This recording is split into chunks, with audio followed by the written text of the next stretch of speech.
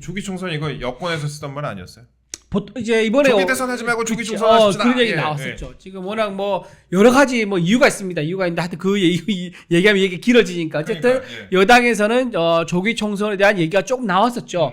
윤상희 의원도 좀 잠깐 얘기를 했었었고 근데 갑자기 민주당에 있는 이현주 의원이 조기 총선을 얘기했어요. 맞아요. 그러니까 조기 대선을 하지 말고 조기 총선을 하자는 주장을 여권에서 많이 했었잖아요. 그러니까 그렇죠. 조기 총선이라는 게 국회도 지금 이 모양 이 꼴이니까 조기 총선 아예 해버리자 이런 어떻게 보면 선언적인 의미가 강하기도 했었는데 근데 이 말이 민주당에서 나왔습니다. 민주당에서 지금 이현주 의원입니다. 이현주 의원이 오늘 이런 얘기를 했습니다. 광화문 그 천막 당사에서 열린 최고위원회의에서 필요하다면 아예 국회의원 총사퇴하고 총선을 다시 치르자라고 얘기를 했습니다.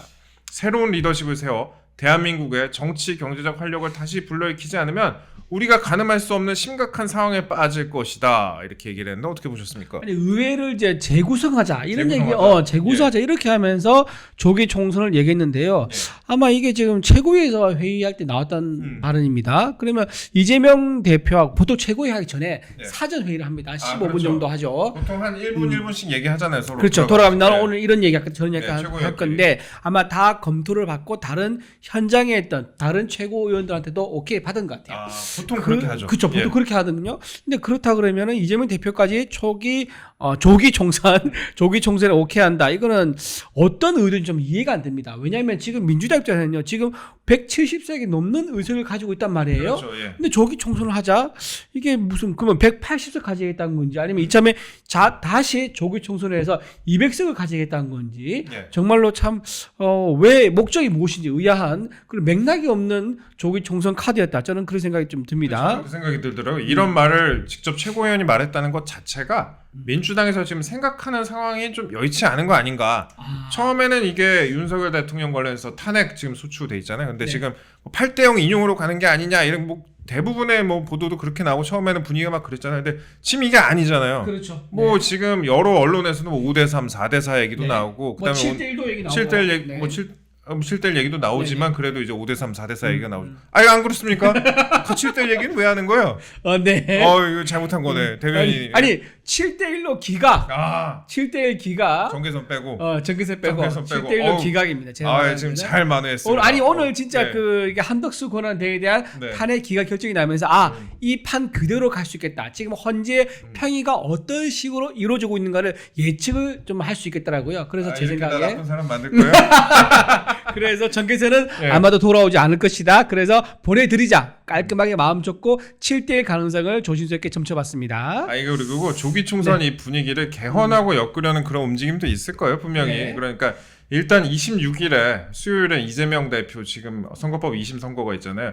이게 만약에 뭐 1심하고 똑같이 나오거나 설사 뭐 약간 준다고 해도 벌금형 100만 원 이상이 나와버리면 이게 그 의원직을 상실하게 돼버리잖아요. 이제 3심까지 똑같이 이어지게 된다면 그것 때문에 지금 굉장히 이재명 대표가 아웃이 되면은 이걸 바라고 있는 사람들이 꽤 있을 것이다. 친문계 같은 경우 특히 당권을 접수하려고 하는 사람들이 있을 것이다. 그런 것도 볼 수 있는데요. 제가 보기에는 좀 앞에 나가서 좀 멀리 내다보면 말씀드리면은 조기 총선 얘기를 한 게 그냥 한 게 아닌 것 같다는 생각이 좀 듭니다. 왜냐면은 이재명 대표가 만약에 선거법 위반으로 유죄가 확정되지 않습니까? 그러면 선관위 반납할 돈이 얼마죠? 434억이죠. 이거 당사 팔아도 80억이 부족합니다. 자, 그럼 어떻게 되냐? 먹튀해야 되는 거야.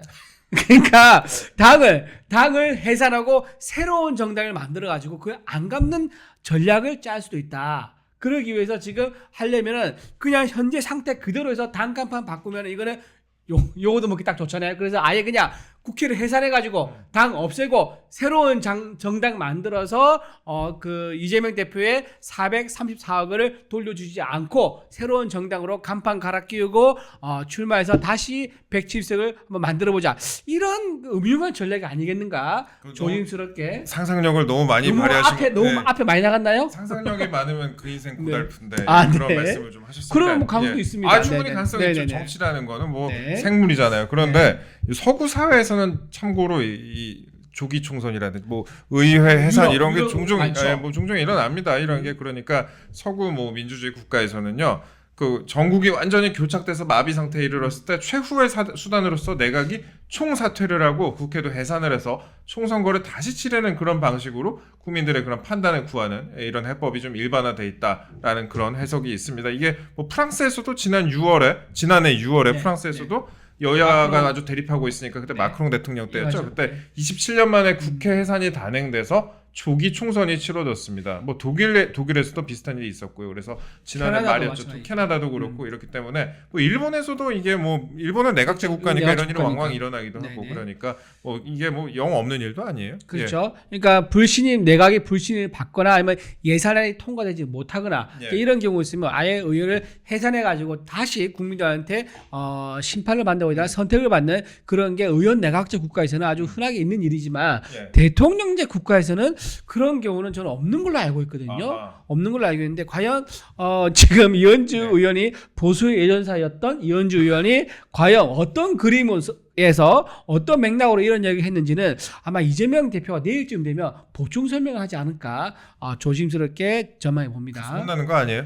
혼나는 건가? 네. 근데 이분이 팀을 많이 옮기셨잖아요. 제 기억에 네, 왔다리 맞아요. 갔다리 네, 왔다리. 예, 그런. 보수 여전사 네. 하다가 지금 뭐랄까 좌파의 뭐랄까 좌파의 여전사도 하고 있는 거죠. 네. 추다르크의 이제 자리를 위협하고 있는 왜 말을 좀 더듬으세요. 좀 무서운 거 아니에요?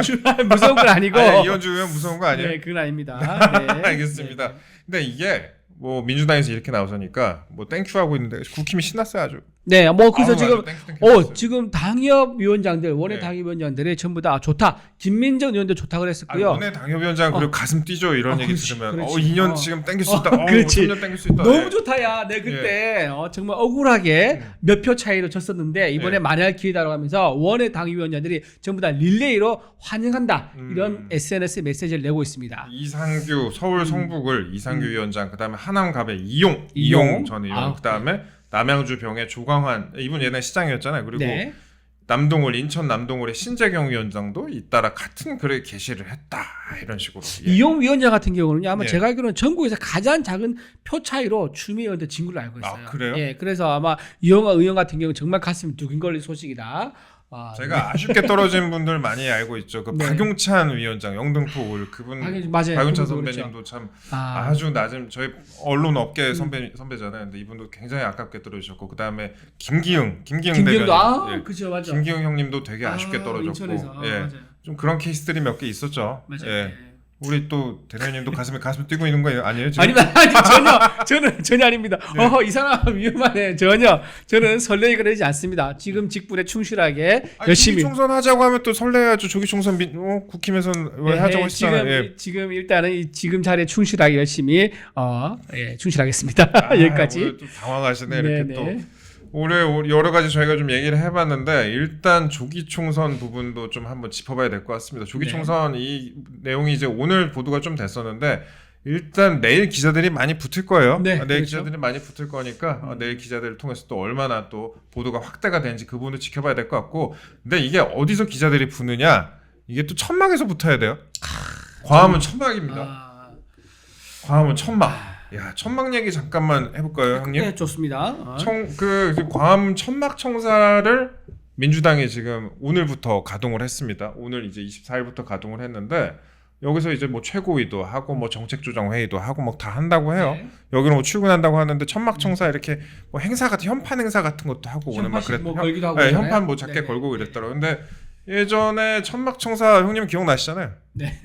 한나라당 네, 한나라당 시절 제가 이제 2003년인가 4년인가 3년인가 4년인가 여의도에 예. 지금 IFC몰 자리 있잖아요. 거기가 IFC. 옛날 주차장이었습니다. 주차장. 주차장이었고 거기에 천막을 쳤어요. 천막. 예, 천막을 쳤는데 바로 영등포 구청에 전화가 왔습니다. 네. 천막 치우세요. 불법 구조물입니다. 네. 그래가지고요 어떻게 했냐 컨테이너를 갖다 놨습니다. 아. 컨테이너 갖다 놨는데 그래도 천막 당사라고 부르죠. 왜냐하면 천막 당사라는 것은 임시 시설물이다 이런 느낌이 딱 드는 네. 잘 표현하는 단어이기 때문에 컨테이너 당사라고 부르지 않고 실제로는 컨테이너였지만 천막 당사라고 불렀었습니다. 아. 그래서 그 컨테이너 당사가 있었는데 근데 그게 여름이 이제 오니까 장난이 아닌 거예요.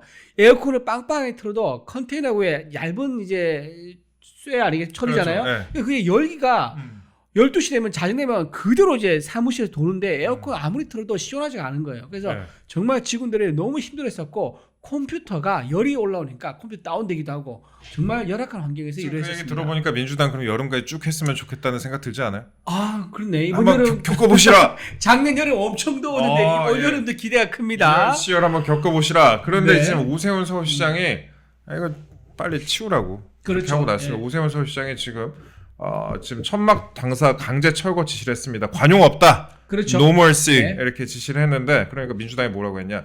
짓밟아 보시라. 예. 참 이제 이런 걸로 시비를 거는 거죠. 이제 오세훈 서울시장이 법적인 어떤 서울시 조례에 따라서 행정 집행을 하려고 그러는데 네. 거기에 저항하면서 뭔가 부당한 이제 권력에 저항하는 듯한 그런 모습을 연출하고 싶은가 봅니다. 이렇게 얘기를 했다고 합니다. 민주당의 한민수 대변인이 서면 브리핑을 통해서 아니 민주당 광화문 천막 당사는 투쟁의 거점이자 민의의 구심점으로 끝까지 남을 것이다.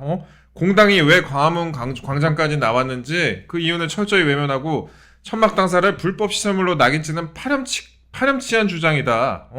고통받는 국민이 보이지 않느냐라고 얘기를 했다고 합니다. 어이가 없어가지고 네. 참. 아니 근데 불법 자, 시설물은 예. 철거를 해야죠. 남대문 시장 가도 이렇게 그 노점상 같은 거 가끔 이제 단속된다 그러면 막 여기를 막 숨기고 막 그렇게 하잖아요. 바퀴 달아가지고 네. 그런 뭐 그런 거 있잖아요. 예. 그 이제 밤에 안전 문제도 좀 큽니다. 아, 왜냐하면 그래요? 광화문에 사실 뭐 이제 밤에 이제 오갈 데 없는 분들이 거기로 또 들어올 수도 있는 거고요. 그 사고도 칠 수 있는 거고요. 또 그 안에 가스 버너, 그러니까 무슨 음식을 해 먹는다고 가스 버너 넣을 수도 있는 거고. 네. 또 뭐 이제 뭐 술판 벌릴 수도 있는 거고. 이제 그런 여러 위험성이 있기 때문에 그러니까 그런 그런 것들 위험성이 위험성 있다. 때문에 예. 그것 때문에 경찰들이 수시로 그걸 들여다봐야 돼요. 저는 형님 대변인이신 분이라 말 한마디 한마디에 그렇죠. 조심스럽고 이렇게 맞습니다. 가슴이 그래서 철렁합니다. 한국말 끝까지 예, 들어봐야 예, 돼. 끝까지 들어야죠. 그래서 그런 위험성이 있기 때문에 경찰들이 수시로 와서 30분 단위로 10분 단위로 커튼을 열어봐야 돼. 네. 천막을 열어봐서 안전한 상황인가 아닌가 확인해야 되거든요. 그래서 그런 것 바로만 이러면서 열어봐야지. 바로만 이렇게 해서 네, 확인을 하는 이런 거 좋아하시네. 그런 예. 모습을 그 옛날 광고잖아요. 옛날 그 지금 잘 모르시는 분들 많을 재밌어요. 건데, 네 어쨌든 그렇게 해서 경찰 행정 인력의 낭비도 있을 수 있기 때문에 이거는 오세훈 서울시장의 관용을 베풀지 마시고 또 그리고 도보가 시민들의 도보입니다. 그 그렇죠. 보도블록을 안전하게 다닐 수 있도록 좀 정비를 해주시는 게 좋겠다 좀 말씀을 드립니다. 네, 일단 제가 요약을 해보니까 여름 되면 몹시 덥다. 몹시 덥다. 그 네. 말씀 한마디로 좀 요약이 되는 것 같습니다. 맞습니다. 예. 네. 저희가 짧게 좀 얘기 좀 들어봤습니다. 저희 그 구국기밀이라는 채널 저희가 종종 이렇게 와서 찍어요. 와서 찍는데 저희 둘 다 이제 생업이 몹시 바쁘니까 마음만큼 이렇게 자주 찍지 못하고 있는데 그래도 종종 찍고 저희가 시사 채널에서 다루기는 조금 가볍고 그러면서도 또 이렇게 좀 편하게 서로 얘기를 하잖아요. 저희가 그렇게 네. 하니까 종종 저희가 올려가지고 또 시청자 여러분과 함께 소통하고 싶습니다. 그리고 앞으로 좀 기회가 되면은 좀 정기적으로 방송을 좀 하려고 생각 중입니다. 일단 이제 시작인데 오늘 200명 돌파해야 되는데 근데 지금 우리가 홍보를 안 하긴 했는데 이거 너무 적다. 190 몇 명인가요 지금? 197명이었는데 예. 우리가 홍보를 안 하긴 했는데 너무 적다. 예, 그러니까 구독도 해주시면 감사하겠습니다. 예, 내일은 300명 넘는 걸로 반가운 얼굴로 만나겠습니다. 알겠습니다. 감사합니다. 네, 고맙습니다.